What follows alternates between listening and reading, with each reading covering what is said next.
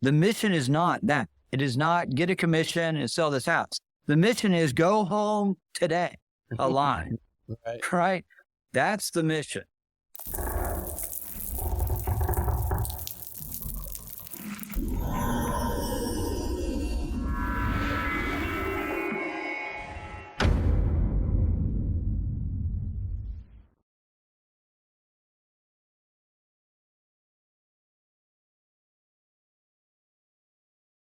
Hey, welcome back to the Real Estate Excellence Podcast. Today I have a special show. I have someone who I have great respect for. I've known him for 35 years. He's a nationally recognized personal security expert.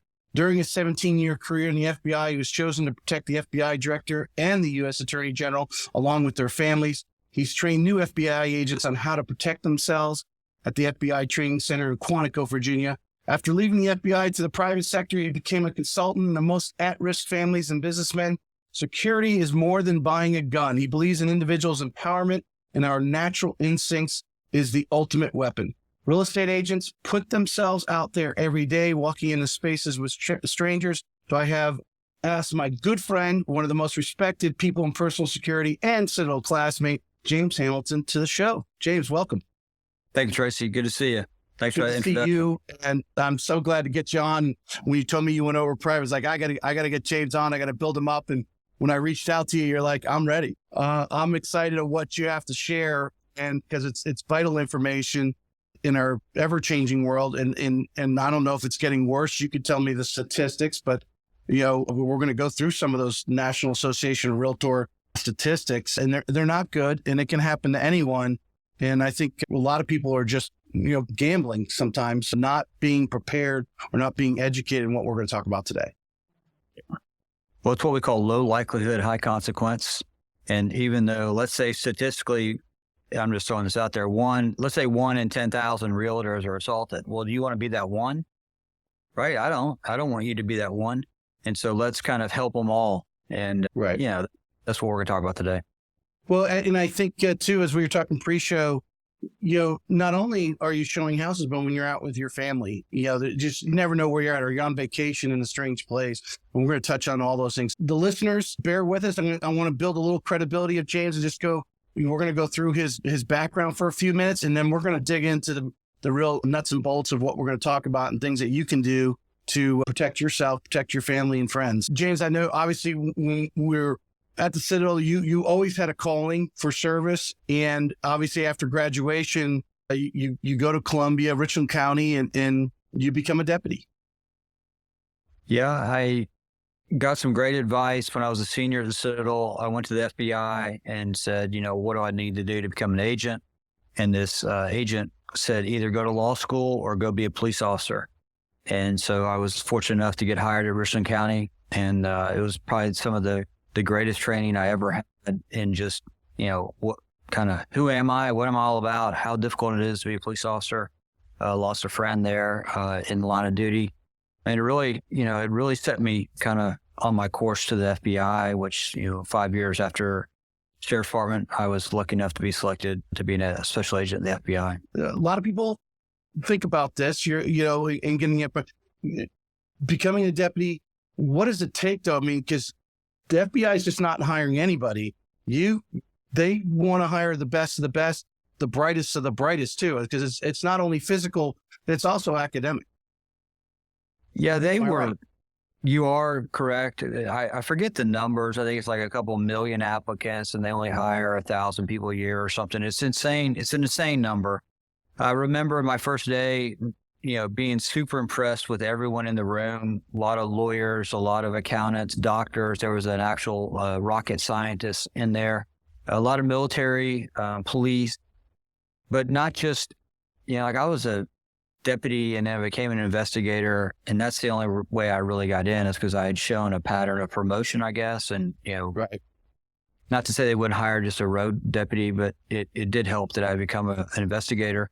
But I really did feel overwhelmed. I did feel like, man, I'm super humbled to even be in this room with all these people, because they were like tier 1 operators and, super impressive people. So yeah, they look at it all. They look at your academics, your background, clear history, physical fitness, desire to serve, all those things are super important. Now we've talked a little bit, but they obviously, you were sent around the country. What are some of the cities that you worked in? Yeah, they give you a choice of the 56 field offices. My first office was Omaha, Nebraska. I have no reason or understanding as to why. It's just the government. They tell you to go somewhere and you don't complain or, argue, you go. Right. And I packed up and went to Omaha. It was a great experience, very cold environment. I got assigned to a white collar crime squad, which was just terrible. Luckily, I got kind of recruited over to the narcotics squad, and I spent about 5 years there. And then I got on the SWAT team. So that was the kind of the beginning of my tactical path. Every FBI office has a SWAT team. So there's 56 SWAT teams. The kind of the big SWAT team is what's called the hostage rescue team at Quantico, Virginia. Every field office, like where you are, I think you might be Jacksonville or Miami, I don't know, Orlando, they all have a SWAT team. So Omaha had a team, I got on the team, and then we did some protection. And I realized pretty quickly that I really like doing this. And then I jumped into that world, basically with both feet. What do you think the person? So this is when really in Omaha, you start to get that sense of because this is like a niche of, law enforcement or whatever, how you want to say it, to in personal security. Because it's not just, hey, I'm walking beside the guy and I'm carrying a gun and they're not, so I'm protecting. It's a lot more than that. It is, and it's very small. So it's not the Secret Service, where the Secret Service's primary role is protection.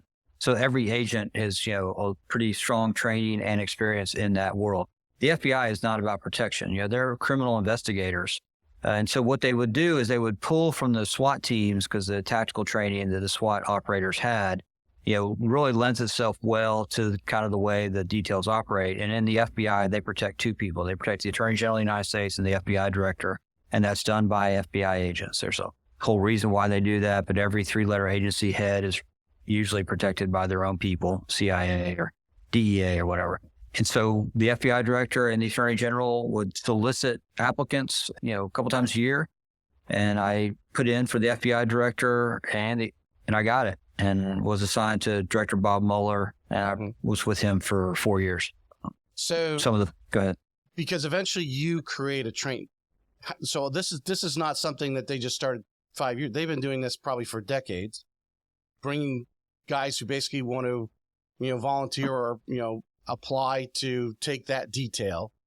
But if I'm not mistaken, basically, just listening back to and what you and I have talked about before, you realize there's no real formal training. Yeah, I think from the 70s to at least in the 80s, I know for sure the 80s they were doing this, but I think they've been protecting the Attorney General ever since Bobby Kennedy.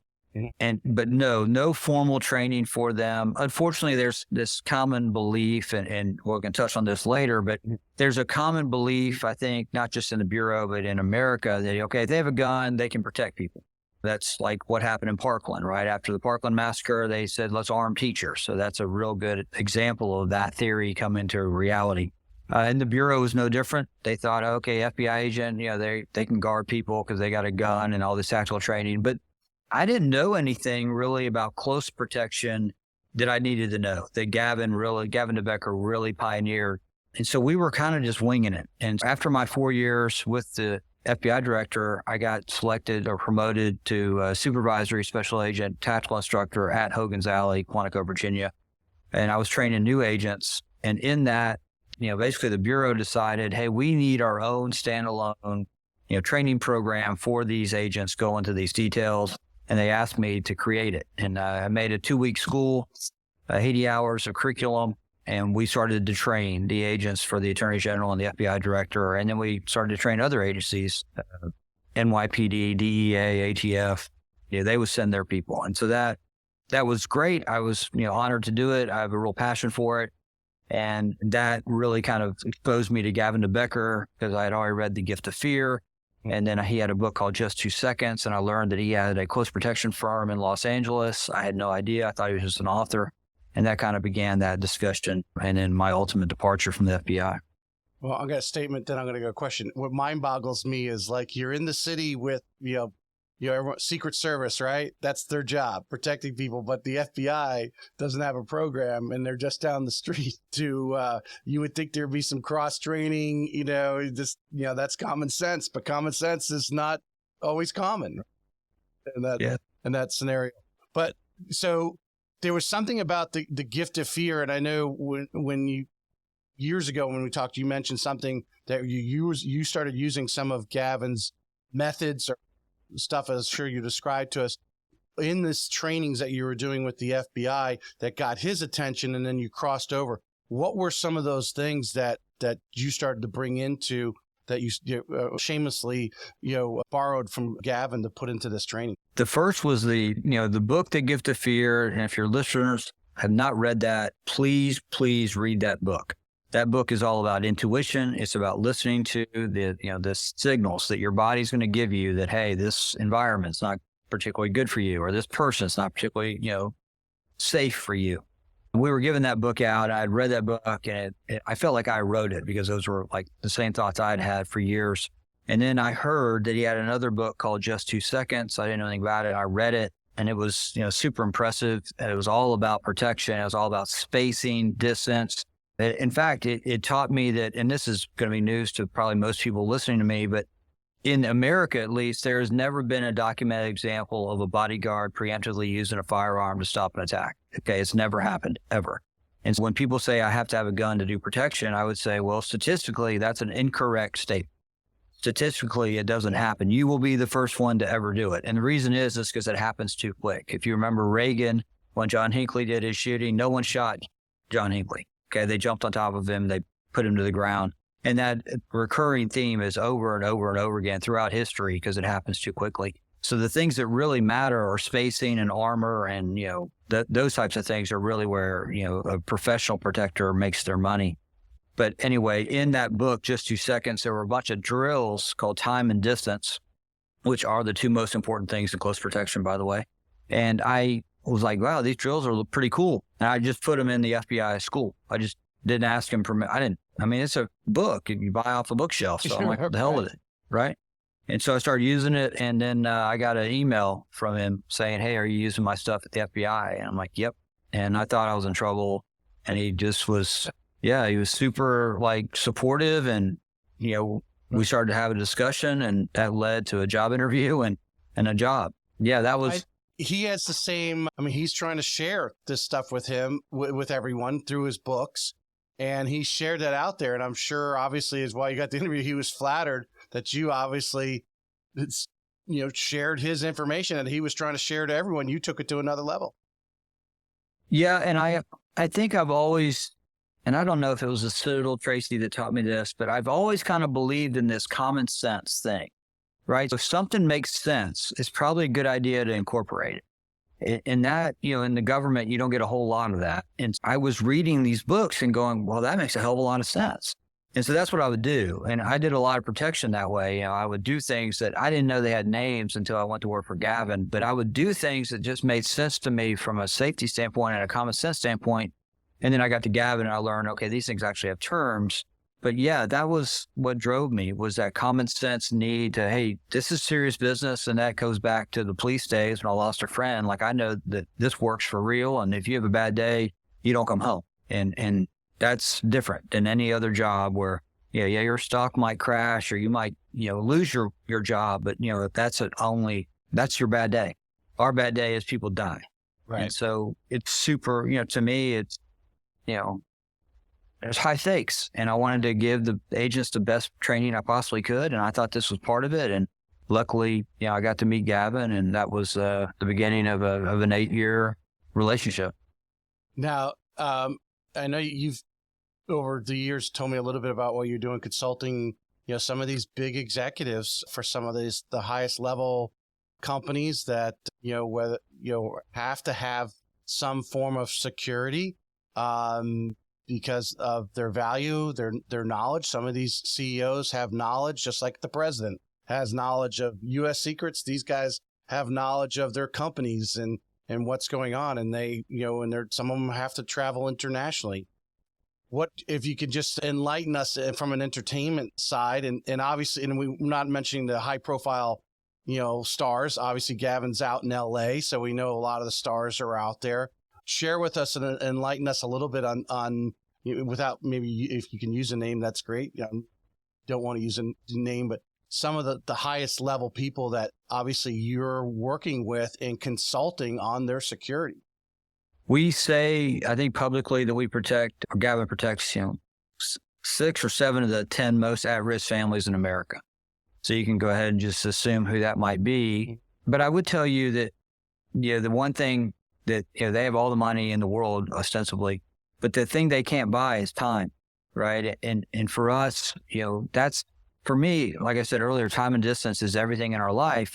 Well, that's for them too. And so we don't want to waste it. And we certainly, want to make sure that we do things for them that, make their life more efficient, right? It's not always about the bullets and the bombs. It's a lot about service. But it's unfortunately, it's not like a doctor or a lawyer where, they go through a school. Anybody can say they're a bodyguard in this country. It's literally the Wild West, okay? Mm-hmm. Anyone can hang a banner on LinkedIn right now and say they're executive protection, and no one really can say they're not. And unfortunately, what happens is people go, oh, I want to hire a, whatever, tier 1 operator, or I want to hire a FBI guy, or I want to hire blah, blah. But they never dig deeper and go, well, wait a minute. Have they actually done this work, right? And so that's kind of one big difference with Gavin, and the reason he's successful is because those protectors are full-time employees. They're not 1099s, Rolodex, where you just call on a guy to do a job. These are real employees with real training, and I was in charge of that training. I still do that training. So that's one of the primary differences, right? And those people at that level, I'm talking billionaires, not millionaires, they know the difference, and they pay for that difference. And it's, that's one of the big differences between the government and the private sector is that, this is pretty important, but if you are from the military or law enforcement and you've been paid by the taxpayer your whole life, okay, they don't get a vote. The taxpayer never gets a vote on how good you are or if you're incompetent. You're still getting paid if you're incompetent, by the way. But in the private sector, it doesn't work that way. If you're incompetent, they fire you. They don't like your shoes, they fire you. They don't like the color of your hair, they fire you. And so it's totally different. And that's one of the big things people have to understand is that, these guys can buy anything they want and they know good service when they see it. And that's a majority of what we do, especially in America, right? It's not about bombs, bullets, and all that stuff that you might get in a very different environment. Yeah, I can't really tell many stories about them other than to say they're normal people in my estimation or from being with them. And they have good days and bad days. One of the things I don't like to see is some bodyguard say, I protect Prince Harry, let's say. Right. Well, okay, first of all, Prince Harry don't want that out there. Right. He doesn't, right? And if you're trying to develop trust with somebody, you want to be able to, keep stuff quiet. And no person is going to trust you if you're putting their stuff out in a book or online, social media to get some likes. And so I don't find that to be very professional at all. But again, it's the Wild West and people are doing it. 100%. So the bodyguard or the bouncer at the bar isn't exactly your best bodyguard. No, that's what I was thinking about when you were just describing that. So we were talking a little bit about pre-show.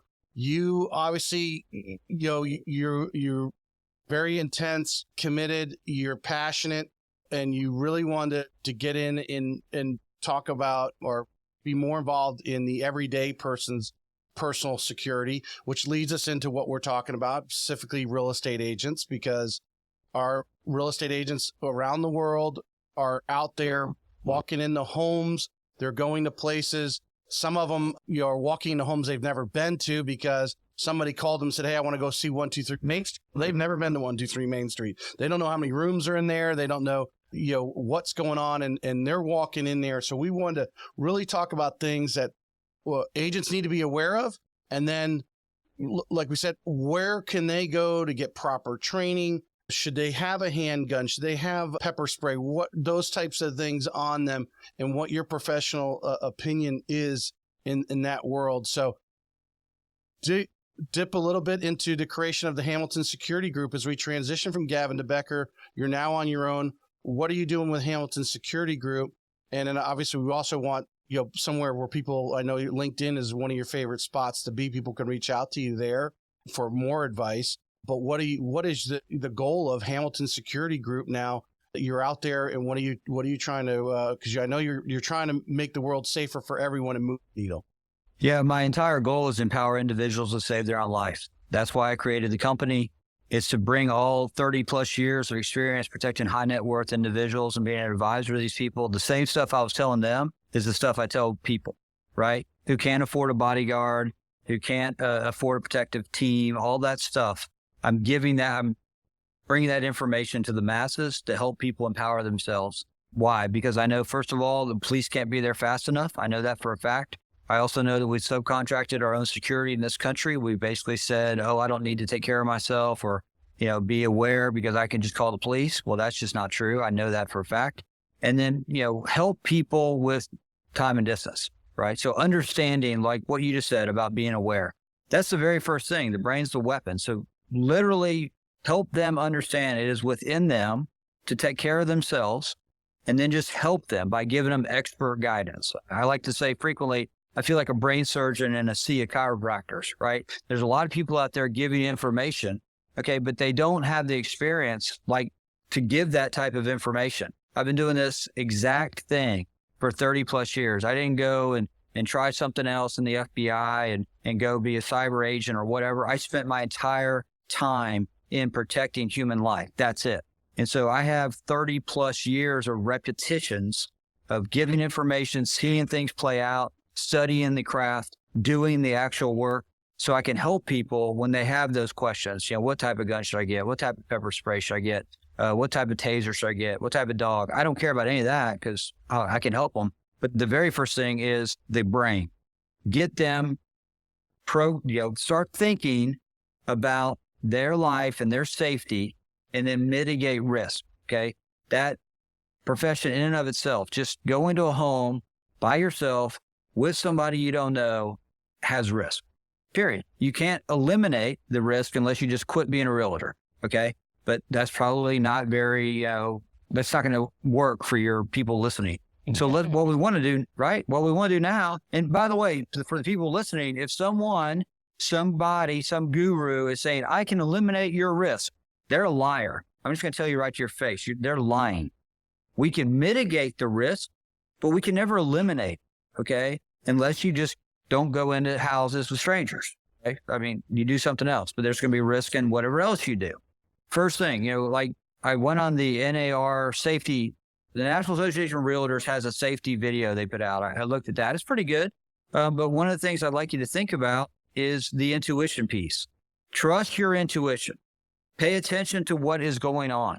Men and women have different intuition. I'm just going to tell you right now, women have better intuition than men. That might be offensive to some people, but I'm sorry, it's the truth. Why? Because women are sexually assaulted more than men. That's a statistic reality. That's not a political statement, right? For a woman who, and I'm sorry if this has happened because it has, if a woman listening has been told, oh, you're just being paranoid by a man usually, I'm sorry.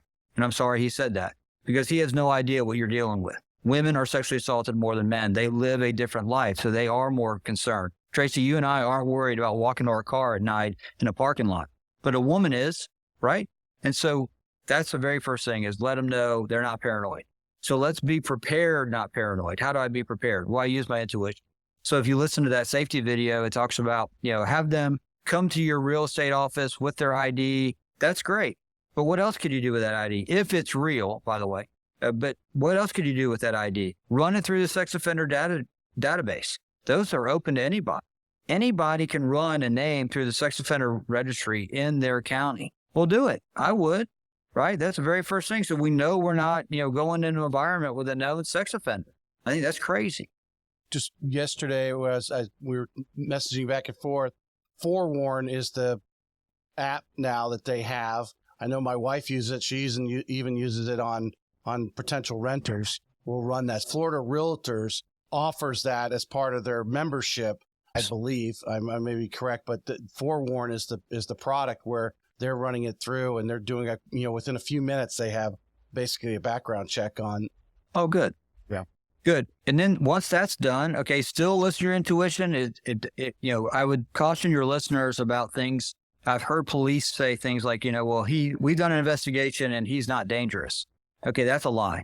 I'm just going to tell you straight up. Every human being is potentially dangerous, depending on, what's going on in their life. So don't listen to that. But unfortunately, police get this like credibility because they're police and we think, oh, they know everything, and they don't. I'm just telling you. So don't listen to that. So you've done your thing. You're going to have the meeting. I think the video says something about make sure you have other realtors with you. It's in daytime. That's all great. But, think about establishing boundaries. Let's say, it's a 9:00 appointment. You're there and the person shows up at 8:30, says, I need to get in now. Okay. Well, you've already established the boundary of no, it's 9:00. And then they try to now convince you. Gavin has this great saying in the Gift of Fear. He's like, when a man says no, it's the end of the conversation. But when a woman says no, now it's a negotiation. Well, we're not having a negotiation, right? If you as a realtor say we're meeting at 9 and this guy shows up at 8:30 and he's not respecting your boundaries, and then you're saying no, I can't show the house till 9, and he keeps pushing you. Okay, he's not respecting the boundary. And that is a clue. Hey, give more distance to this person. Start thinking about extracting yourself from the situation. Mm-hmm. Because if they're not going to listen to your boundary, they're giving you a clue that, hey, I get inside, I'm not going to listen to you either. Because right there, the typical person where you're saying from your expertise and 30 years in this, that's a sign of this may not be a good situation. Most of us are saying, well, he's probably got to get to another appointment, so he needs to get in here a little earlier. That our first reaction is to appease, right? Or if that for sure. You're 100% right. And the reason we do that, two things. Culturally, we do it because we don't want to be mean, right? That's culture. But then the other thing is we don't really want to confront the reality of what we're feeling. That's why we don't go to the doctor when we have that, big bump on our elbow and we know we should go, right? It's that denial, right? And that's what people do. The enemy of intuition is denial.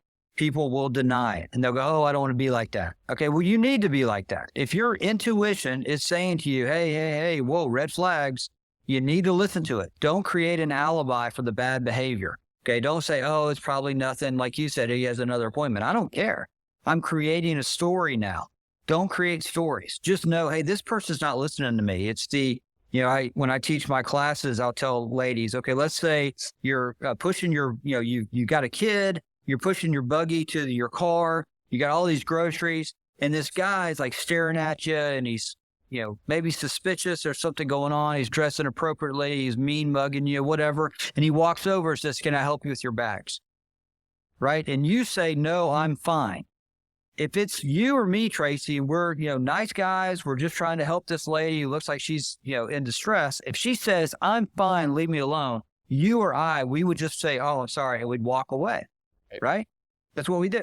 But if we're bad dudes and we're trying to hurt her, rape her, take her kids or car, whatever, we're going to start to negotiate. We're going to say things like, oh, don't be like that. Oh, don't be too proud. I'm just here to help you. Don't be a bitch, right? That's clues. Okay, this guy's not listening to me. If he's not going to listen to you, he's not respecting you. If he's not going to respect you, he's probably going to want to hurt you, right? And so that's a big piece of it for me. Mm-hmm. Huge piece of it. I have some of the statistics here from NAR, and we can go down and talk about nearly 10%. And these statistics were old that I found. They're not like real time. I imagine it takes some time to gather them. So they are a few years old, but I can't imagine they're any different today. Might even be worse for all we know. Nearly 10% of real estate agents said that they've either been attacked or threatened. 5% said they have used a gun to defend themselves.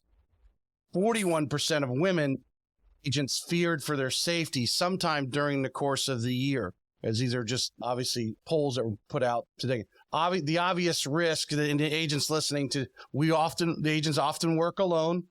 They're meeting people they don't know. We've talked about that. Don't have control of where they go. You're walking into a house that you've never even been into. And then obviously they're holding open houses and advertising them, putting signs in the yard, and people are driving up, or we're putting it out on social media. Hey, we're going to have an open house on Saturday at this address. And so you're already putting it out there. Your pictures on Facebook or Instagram or wherever you're advertising that or all the above, wherever you're advertising there. And so they know what you look like. They're getting your background. You have kids. Sometimes if they go through your social media enough, they even know what you drive. You might have a picture of your car in there somewhere, that type of thing. all these things are working against them. Just what are some of the mindset? What should that agent being prepared? Because we talked about forewarned just a minute ago. I wonder what the statistics of the agents who religiously use that app for every time they have a client and they're meeting them for the first time that they've never even met before. Yeah, great stuff there. Let's talk the first thing, attacked or threatened. Let's start there, and then I'm going to work my way back. Mm-hmm. You said they were attacked or threatened. All bad, by the way. Remember, there's a big difference between a threat and an intimidation. Okay? If I say something that sounds like, if you don't sell me this house, I'm going to kill you. Okay? That's not a threat. A threat is, I am going to kill you. I am going to rape you. I am going to kidnap your child. That's a threat. The if you don't sell me this house, if you don't return my phone call, if you don't return my email, I am going to hurt you, is called an intimidation. There's an if there. We would consider that favorable, because the other one, which is unfavorable, I am going to hurt you. Okay?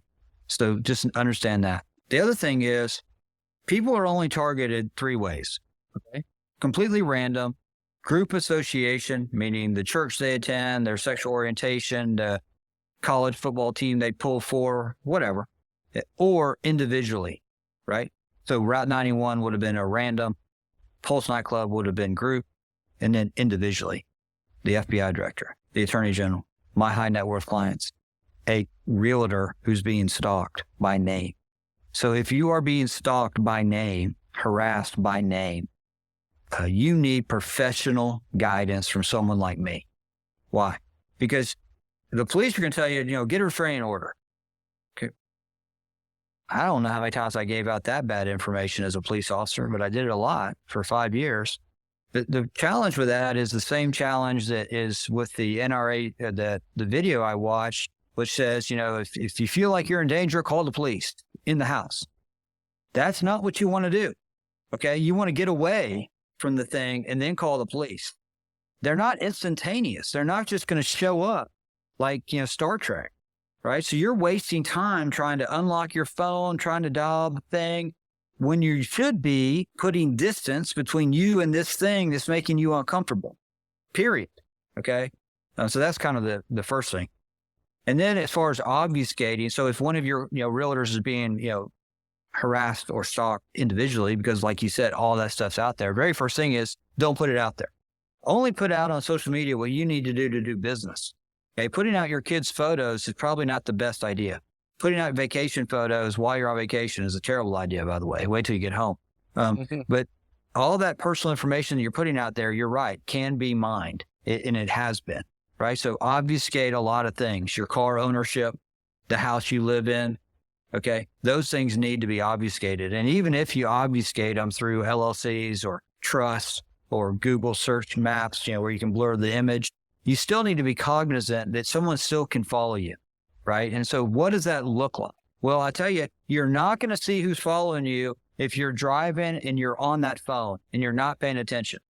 Okay, I don't know how many people listening have probably driven from their home to the first house they're showing today, and they've been there so many times, they don't even know how the hell they got there. Don't even remember the drive, right? Because they're doing so many other things. Well, what they need to be doing is paying attention to the vehicle or the person that's suspicious in their neighborhood that does something called correlation, which means as soon as you drive by, they start their car and now they're following you. That's called correlation. That's a problem. Okay, you need to make some rights, call the police, probably drive the police station to get this person off of you. But, so even though you do all these obfuscating things, you still need to be aware on the daily. Okay. So those are kind of my big takeaways for your folks. I was just thinking about that driving the car. If you're showing a house on a residential street, or not showing a house, but, say you're coming up to your open house, you're going to get ready for it. And all of a sudden there's, you look in your rear view mirror and there's a car behind you. Now, it maybe just be someone who lives down the street just following. Would you recommend just possibly even just driving by the house you're supposed to be showing, go down and turn around and come back and see if this person goes around and turns around, comes back and stays behind you?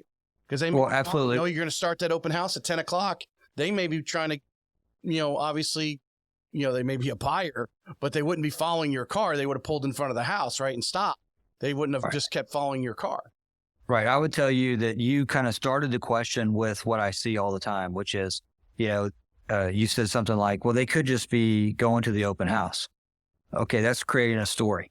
I would tell you, if you're looking in your rearview mirror and you feel your intuition says, hey, there's something strange about that car. And it could be a lot of different things. It could be a car that's maybe incorrect for the neighborhood. It could be a car you've seen before. Malcolm Gladwell wrote a great book called Blank, where he talks about thin slicing. And that's that deja vu thing. People always say, oh, I feel like I have deja vu. Well, you may have seen that car earlier in the day at Starbucks, maybe at your house, maybe at your kid's school. And now you're seeing it again. Your intuition is like, hey, pay attention. Okay, so I would tell you, yeah, definitely circle the block. Definitely go past the house, circle the block, and see what that car does. Right? I did that yesterday. I do it all the time. But just let it play out, right? Yeah. Then, okay, car goes away, great. Let's say the car keeps following you. You're not going to the open house. Drive directly to the police station. Get on the phone, call 911, say, I'm coming right to you. I got a guy following me, blah, blah, blah.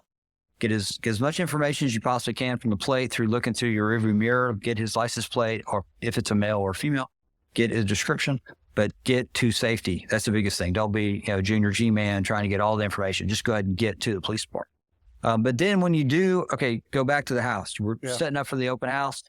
All right, for your listeners that maybe drink a bottle of wine, please, you'll understand what I mean by this. When you pop the cork on a nice bottle of wine, what do? You let it breathe, right? Well, same thing. You show up at the house, don't be in a quick rush, and I see this, to jump out, get in your trunk, get the sign, put it in the ground, take a deep breath. Just look around. What's going on here? What kind of environment am I in? What's this neighborhood? Is there a suspicious vehicle on the street? Is there anything out of the ordinary? Just take a deep breath, collect yourself, look around, put your damn phone away, then go out, get the sign, put it in the ground, then walk in. But then as you walk in, literally have a plan for someone being in there. What would I do if someone's in there and they're not supposed to be? Okay. Probably leave, go back to your car. Right. And what do you have on you? I always talk about tiering, right? So there's a tiering concept. Means tier one is, okay, what do I have on me? What are my capabilities? What am I armed with? If I'm armed with anything at all, what can I really do? Because your listeners may say, look, I'm a boxer. I do jujitsu. I do yoga every day. I'm in great shape. I don't know, man. Everyone's in their own unique situation, right? And then they might say, well, but I carry a gun. Okay, well, maybe that's something. But mentally, let's make sure we, are using the brain to avoid that shooting if we can. And then think about something else. Like I would think it's crazy to walk to a house without a flashlight. I would think it's crazy. And I know what your listeners are doing right now, Tracy. They're going, I got a flashlight. It's on my phone. No, Your phone is to call people. Your flashlight is to shine a light. Why? Because you might be going into a dark basement. You might have a home without electricity. And a flashlight is a tremendous self-defense weapon. Why? Because you shine it in their eye, and any predator, please hear me, any predator, if you take their eyes, you make them weak. Okay, I don't care. You can bring me Jason Bourne. I'll take his eyes out, and it's over. Okay. Right. So the flashlight to the eyes gives you what? It gives you time. It's like coffee to the face. It gives you time. Okay. Less lethal. Pepper spray to the face gives you time. That's what, all these less lethals can do is they can distract. They can take away the eyes, the vision from the predator. So it gives you time to get away. Right. Before we have to get to the gun. Right. There's great less lethal, like a taser. I carry a taser a lot of times with me, even though I'm authorized to carry a firearm in any state in America. I don't do it a lot of times. I carry a taser, and I'll tell you why. It's less lethal. Yeah, I might be able to shoot somebody under the law, but guess what? A prosecutor might still charge me, and I don't want to go to prison. I'm terrified of prison, okay? If I tase somebody, I'm probably not going to prison. Prosecutor's not going to get angry with me once I explain what happened, and the guy just took a jolt for 10, 20, 30 seconds versus killing him, okay? Because that's what, when you pull a gun out, that's what's going to happen. Somebody's going to get hurt. And so I like less lethal. I don't need a permit for that taser. I can go into places with it. I like them. I think they're good tools to have. But again, they're just tools. They're things in your hand. The brain is the ultimate weapon. So let's go back to take a few minutes, maybe get out of the car, go to the end of the driveway. Our residential neighborhoods are, houses are fairly close together in most places here in Northeast Florida. Look up and down the street, check out, get an observance of what's going on, who's around, are the neighbors out, But like you said, when you walk into that house the first time by yourself, setting up for the open house, what should they walk and try to walk through every room? Maybe open go into bedrooms and open the closets or whatever. What would you recommend they do in that situation? I'd walk around and look, and I'm not sure, what your all's protocols are for turning the alarm off or accessing that little key in the Realtor thing. But I'd walk around the exterior first. Is there any visible signs of damage? Meaning, is there a fresh burglary, for instance? Okay. I'd walk around. If I see any signs of visible damage, a broken window, a broken door jamb, I'm not even going in there. Go ahead and call 911. Say, I think there's a burglary here. Let the police clear the house. Okay. Nice right there. Right. I like that.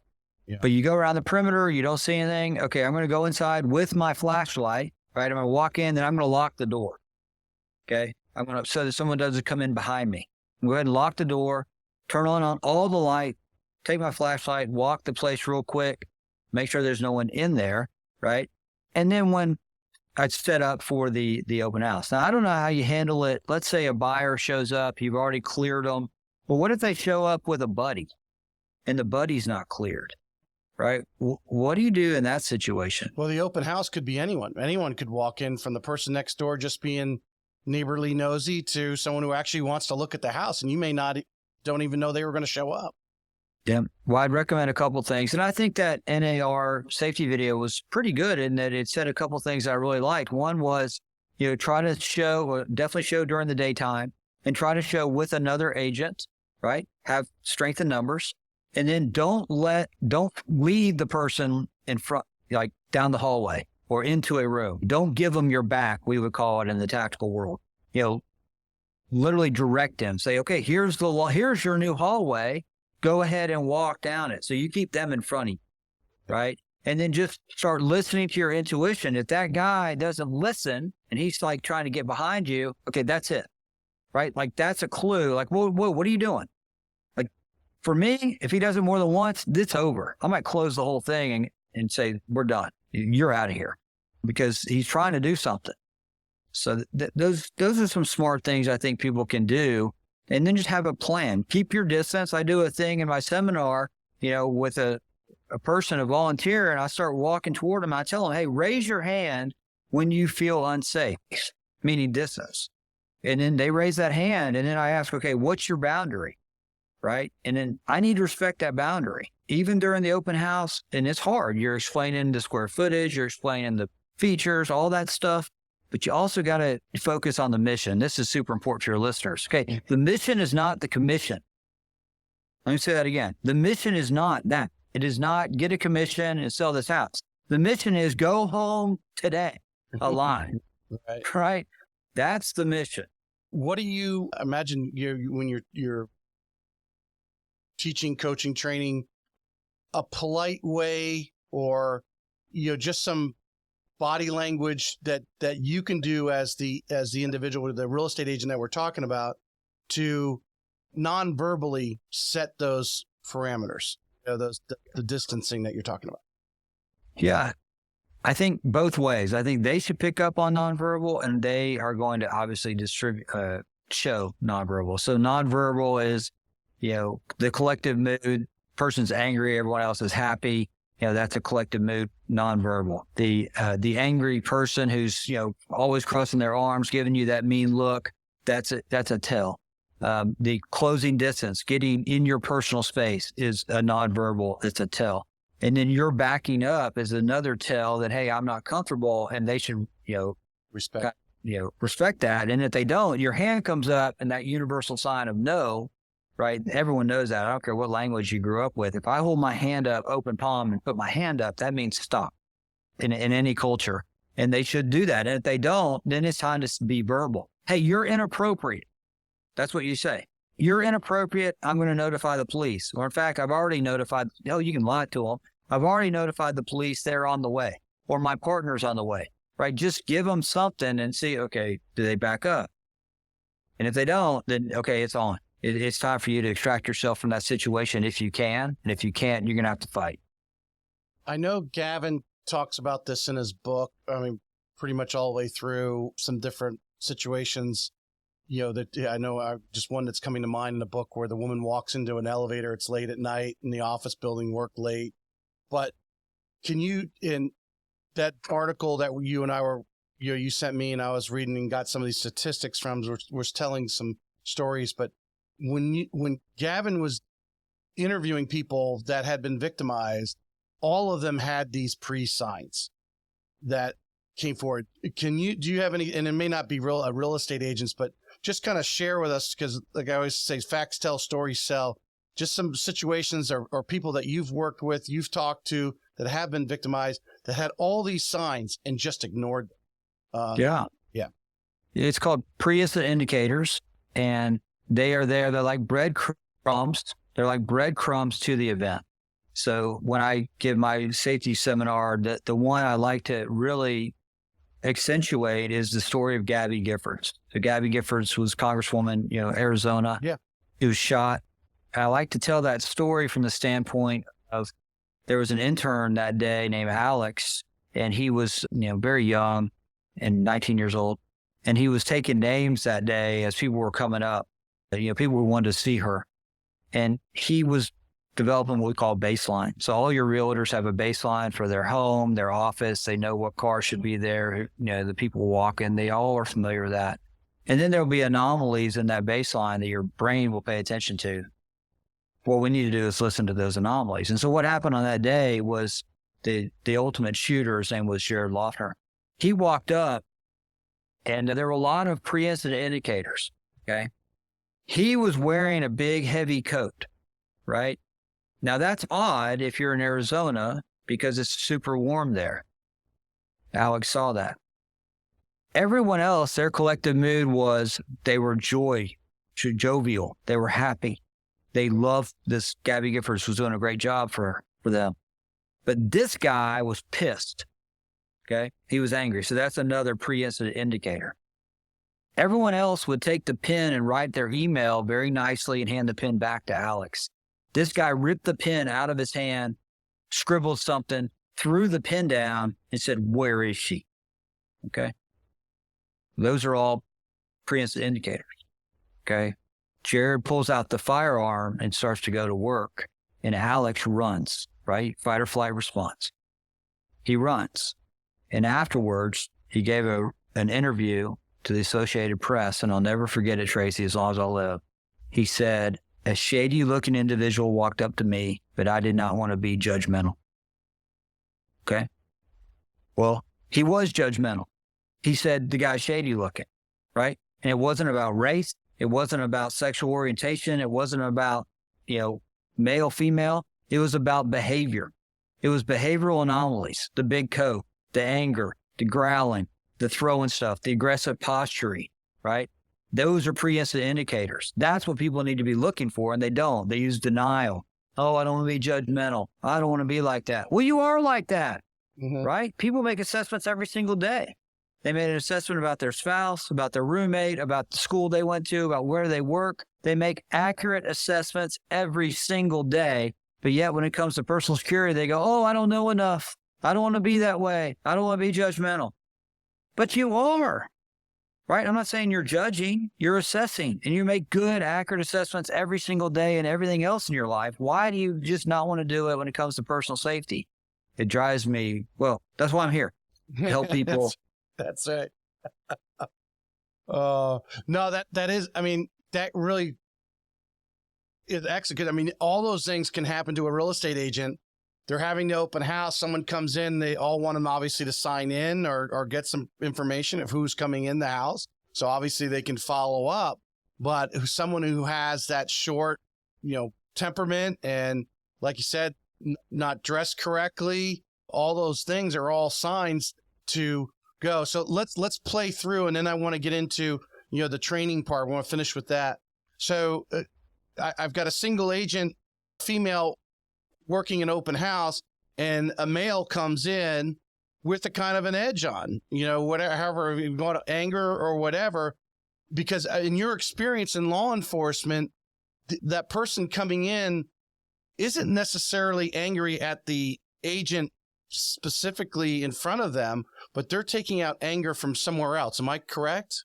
It could be. It definitely can be. What I think is always a nice thing to do is the communication, right? I love to communicate with people because when I communicate, when I say, hey, how you doing today? I get something back. Okay. Now that what I get back could be favorable or unfavorable, meaning he can go, well, I'm not having a good day at all. Why don't you go F yourself? Okay. Well, that tells me I need to give this guy a lot of space. He's having a bad day. Right. Or I could get a very favorable communication like, yeah, it's my third house I looked at this week. I'm getting a little frustrated, but thank you for, seeing me. Okay. I feel okay about this person. Doesn't mean I'm going to let my guard down. It means, okay, I've had a nice, favorable interaction. If they are angry and visibly upset, I don't think it's wrong at all just to say, hey, are you okay? Is everything all right? Just to show a personal, like you care, like you actually care about this person. Because my experience is a lot of folks, especially school shooters or people involved in massive violence, are really hurting. They're hurting people, right? It's not ever the star quarterback from the football team. It's always that kid. And everyone's like, yep, I knew it was going to be him. In fact, the guy, the last couple, they nicknamed him school shooter because they were so angry and they were upset all the time. So nothing wrong with that personal touch. Hey, how are you? You okay? Just take some interest, and maybe like they're not going to, fixate on you and their violence. Maybe they're just still pissed off at their ex-wife or whatever. But I think that's okay. I think it's fine to just show a little personal side, not vulnerable, not like, oh, I'm easy prey, but just, hey, are you okay? Right. And so then that would probably lead to then where you're going to go next, which would be, okay, well, let's say the agent is equipped with something, like a tool. Okay. Well, the first thing I would say is all your agents, it would behoove all of you to know your capabilities. What can you really do? Okay. Maybe you work out a lot and okay, I'm in pretty good shape. I'm pretty strong. I can defend myself. Okay, great. Or maybe you are very skilled at a certain thing. Boxing, jujitsu, Krav Maga. I don't know, something like that. That's great. Whatever. Maybe you're like, well, I have a weapon. I've got a taser, I've got pepper spray, or I've got a firearm. Okay, great. What's the law to use those? It's self-defense. That's what it is, right? You have to be in fear of your own, danger to yourself. It's called imminent danger of death or serious bodily injury. And it can't be because you thought maybe the guy would possibly do X. Okay. You can't just pull out your gun and do something because you thought maybe he could X. There has to be something that you can articulate. He was armed. He was trying to grab me. He was, closing the space in an effort to hit me in the, something that you can articulate. But what I see a lot of times, Tracy, is people have these things, but they don't have any practice with these things. What I mean by that is they have pepper spray and it's buried at the bottom of their purse. They have a taser. They don't know how to use it. The battery's dead. They've never checked it.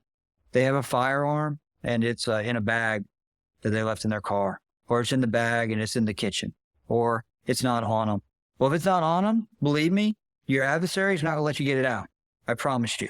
Okay. Every altercation I've ever been in, they didn't tell me, hey, James, go get ready. It's coming. They just brought it and you better be ready.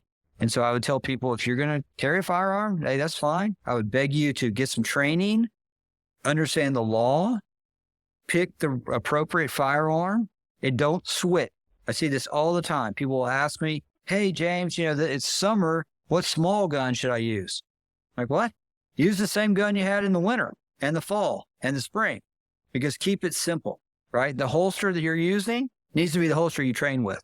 It's not the new holster you just got that's leather, let's say, and it's still sticky because now the gun's going to kind of get hung up when you need it to come out quickly, right? So it's really professional time, meaning you keep it simple, you've practiced your craft, you know what you're doing, and you know when you can green light somebody, meaning the law, you understand the law, and you can green light somebody.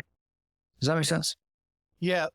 I want to touch on even using pepper spray, mace, or anything.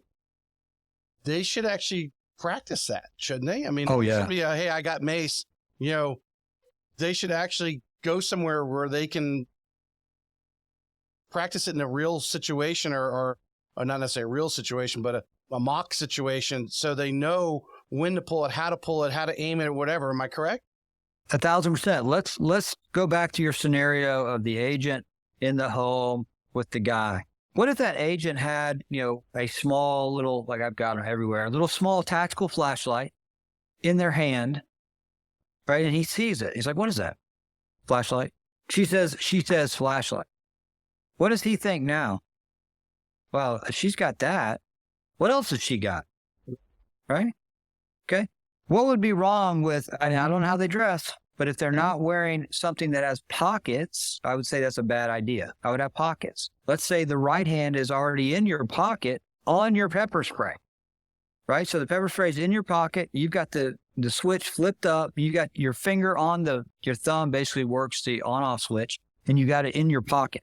But your hand's in your pocket with this guy because he's made you concerned, right? So now when he takes that step and you douse him, now you win. But if you wait, now I got to go get to it, or it's buried underneath blah, blah, blah, it's too late. Way too late, right? So be preemptive about it, right? You're not showing him anything. You can have the whole interaction, hand in the pocket the whole time, and he walks out none the wiser. He never knew you had pepper spray in your pocket and you were getting ready to douse him because he was doing things that you felt were inappropriate, right? That's what I would say. I would say practice. It's like the coffee. I talk a lot about, I used to teach anti-carjacking to FBI agents. Okay, you're getting carjacked, and guys like, give me your car, and you got a gun in your face. Okay, he's not going to let you draw your gun, FBI guy. Mm-hmm. You're going to have to get that thing out somehow. And how do you do that? Well, you have to distract, right? So we would teach, throw the keys at their face, step offline, draw your weapon, and go. Okay, but the keys to the face is right? They're going to react. Especially if you start messing with their eyes, that gives you what? A little time to draw, go to work. But yeah, you need to practice. It's not going to come to you. It's not going to come to you. I can't overstress that. I cannot overstress. You will not rise to the occasion. You will default to the level of your training. Please, please, please make sure your listeners understand that. What are just a couple of things the person comes in, it's an open house. So it's, guy shows up. It's a little off, but when it comes to positioning, should you just let them wander around the house? Don't wander around the house one-on-one with them. Where should they position themselves where they know there's an easy access to the door? And that brings up another thing. When you're actually showing the house, should you maybe unlock the slider out the back in case that's the way you have to run, so you're not having to fiddle with a lock trying to get away from some? 1,000,000%. Yeah, I would go ahead and set the house up for that.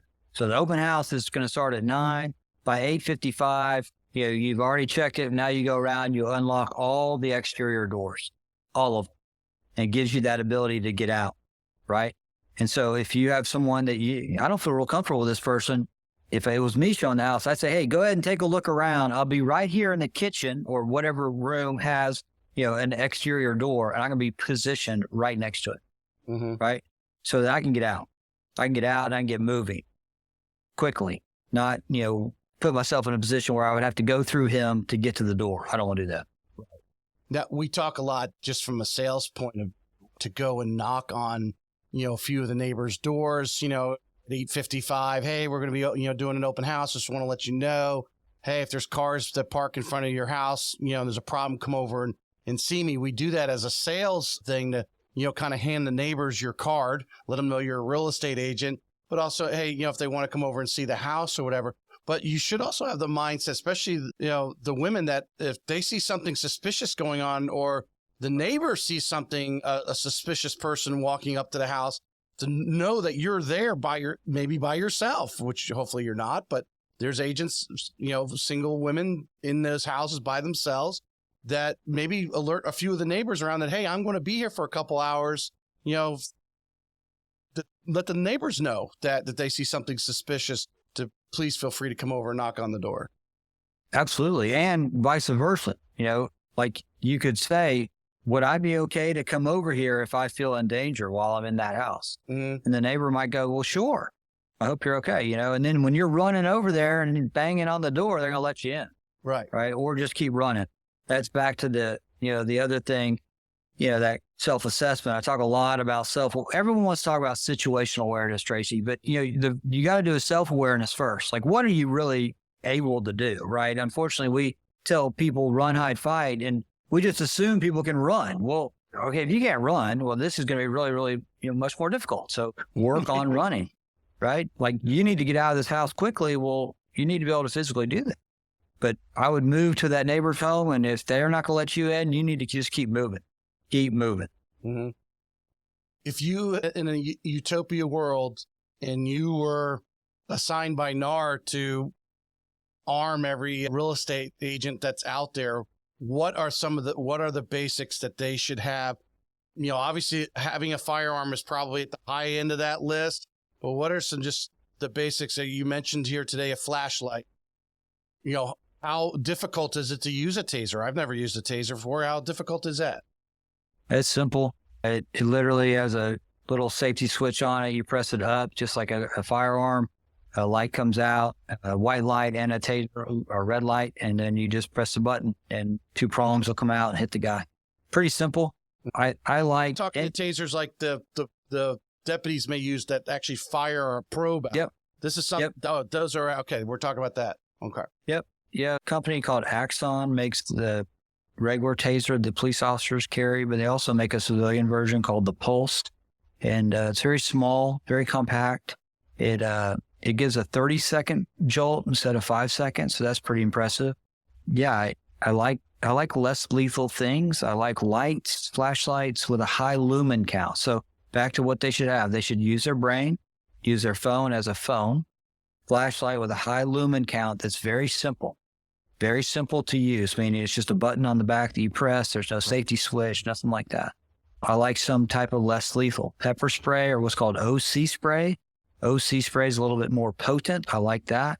If you can't get that, some type of wasp spray, any type of spray. Hell, I've used hairspray in Israel because I, couldn't take weapons with me over there, but I was on vacation. So my wife had big hairspray that I would carry around, and I'm going to douse you in the face with it. Fire extinguishers work real well. They'll be in every home, probably under the kitchen sink. Those things work well. So less lethal taser. I like that idea. Firearm, I'm not super crazy about putting that out there unless you've got a lot of time to train and you've really, really considered the consequences, because the consequences on using the firearm are far greater than using a less lethal device. Remember, if you kill somebody, you more than likely are going to be sued civilly by their survivors, their family. And then you're probably going to be, you're definitely going to be looked at by the police department for a criminal charge. Okay. They might look at you for involuntary manslaughter, for voluntary manslaughter, or even homicide. So it's very dangerous, right? I hear people say, that crazy bumper sticker about, I'd rather be, tried by 12 than carried by 6. Well, I don't know if that's true. I don't know if you really want to go to jail. Jail is bad. So yeah, I think I wouldn't say no to a firearm, but I would definitely say you want to make sure you've trained appropriately for it. And the level of, the legal level is so much greater to use that firearm than to use the less lethal. Okay. Training, practice, where can they go? They get the different sprays you're talking about. Using that taser that's shooting the prongs. Even the police officers are practicing with that. Yeah. You're shooting that thing and if you just pull that out for the first time and never actually hit the button before and never actually saw those things fire out, is there places that people can go to get some training and some practice on that, just as if they would go to the firing range? Yes. Yeah, you can do the pepper spray for sure on your own. I do that in my backyard just to see what's the stream like. How far out does it go? Is it cylindrical? Meaning, does it go out in a big cone, or does it go like straight shot? Right. I want to know that. And so that's easy to do in your backyard. You could fire a taser in your backyard, like say at a tree or something, but you're going to lose that shot. And those things are expensive. So each cartridge is like, $25, $30. And so for me, I do practice it, but there are places you can go. So wherever you're buying that less lethal device, just ask them, hey, can I shoot here? Or do you let me practice that here? No different than, the firearm. So they basically sell cartridges that maybe don't have a charge in it, but to actually allow them to practice aim. Yeah. And a lot of times, Tracy, also on a taser is once you fire it, you can turn the action off, take the cartridge out, and then you can turn it back on and press the trigger. And it literally is just like a stun gun. So you just touch the person with it. There's no cartridges coming out now, but you have to get close enough to touch them. And notice I didn't say carry a knife. I know a lot of people like to carry blades. I would tell you, if you're not really good with that, it's probably not a great idea because it requires distance. I think the distance thing, 16 feet is good. Yeah. Obviously a knife, you got to get up close and personal. You draw a knife, they might draw a gun. Well, and it can be really, really bad. I mean, there's a couple of really good books out there about people who did use a knife to defend themselves, and they went to jail. I mean, because it was bad. It was really, really bad. So I like the taser again. Distance, it's about 15 feet. It's accurate. So that's a good safe distance for you. And also just if you're familiar at all with like the tactical world, there's a thing called the OODA loop, which means observe, orient, decide, and act. And it's kind of a decision-making process we all go through. Well, if I pull out a taser on somebody, and I've done this, and they maybe are used to seeing a firearm, they're not afraid of the firearm because they know what that is. But when they see that thing and the laser comes on and it's got this yellow end on it where the cartridge is, they're like, what is that? And you say it's an energy weapon. Right. Well, when you say energy weapon, now they're like, what the hell does that mean? Right. Burn a hole in me. Right. Like now they don't know what to do, but their OODA loop is kind of stuck because they don't know what to do. Whereas you're putting distance between you and this thing, or you're getting ready to press the trigger. And again, like I was saying earlier, the legal standard is far less than pulling out a gun and shooting somebody. That's a very high legal standard. But the taser is a very low legal standard. 100%. James, you want to conclude with anything, some final words? First of all, great to see you, and thank you for what you're doing. I love this podcast. Also, if people want to kind of see what I'm doing or connect with me, like you said, LinkedIn is a good vehicle, my website. And then I would encourage you, I've got a YouTube channel called Safety Seconds. It's called Safety Seconds with James. And it's these little 60-second or less vignettes on all kind of the things we were talking about here. And just go check those out. That's free. Educate yourself. A lot of times it's just free, but if I can help you or anybody in your space, I like to do these all employee type conferences or big conventions or keynote speaking. Yeah, give me a call. I'd love to help you. I'm gonna Safety Seconds, because I've seen you do the ones on LinkedIn. Yeah. Safety Seconds with James is the YouTube channel. Yeah, because I can post them on my, take that YouTube link and put it on my Facebook. Yeah. I'll send it to you on like, what, LinkedIn direct message or what? I'll subscribe to you so I get in. But yeah, I mean, I could just take it off your page, take that link and stick it on my Facebook page, because all of that stuff is, even though you're just talking general protection, it all relates to the real estate agents who are putting themselves in unique situations every day. Yeah. One-on-one with individuals, but I know you also talk about sometimes just even being a crowd, or like you said, going at the grocery store where you may think there's other people around in the parking lot and you're safe. They're not always not everyone else is paying attention all the time. Yeah, that channel is really dedicated to awareness and the everyday things. Like I've got, the big box store, you're going to the Big Sam's, or you're going on a jogging trail, or you're going into the diner. Everyone talks about, well, I don't sit with my back to the door. Okay, great. But then what? Mm-hmm. You got to go further, right? And I talk about it in that, okay, what do I do when I see that thing? Okay, now's when the real stuff happens. Well, I think it goes back to what you've said it several times, is knowing what you can do yourself. Yeah, you may not sit with your back to the door, but what are you going to do next? You may be in the corner, and now right. you only have a left or right decision to make, and right is back towards the front door. Do you know where the back door is at? The side door? Obviously most restaurants have for fire hazard, obviously, and so forth, to be there to locate those places and know these things that are sometimes common sense, but when the pressure is put on you, someone comes in with a gun, right? Everyone just craps their pants. Your mind just, goes blank, and what do? You're in freeze. So. Well, the other thing is that people don't consider who they're with. So it's simple. I think it's easier rather if you're by yourself. But if you're with your family or with a friend or a colleague or your grandma, it's different now. Because if you leave, you could get them hurt. or you make a move, you could get them hurt. Or there's things called mirroring, where you basically do what your buddy's doing. And if your buddy don't know what the hell to do, well, you're both sitting there not knowing what the hell to do together, right? That's what's mirroring. That's what they were doing in the Uvalde hallway when all those cops were, hand sanitizing themselves while kids are dying, right? They're all not doing anything, so they're just mirroring the behavior of the people around them. Wow. It's very dangerous. Excellent. Well, I appreciate you coming on today. We're going to get some clips. Like I said, I'll send you the raw footage. Hopefully you get some more clips out for your social media. Because this is great content that everyone needs to have. So thank you, bud. Great being with you. All right, my friend. We'll talk to you soon. All right.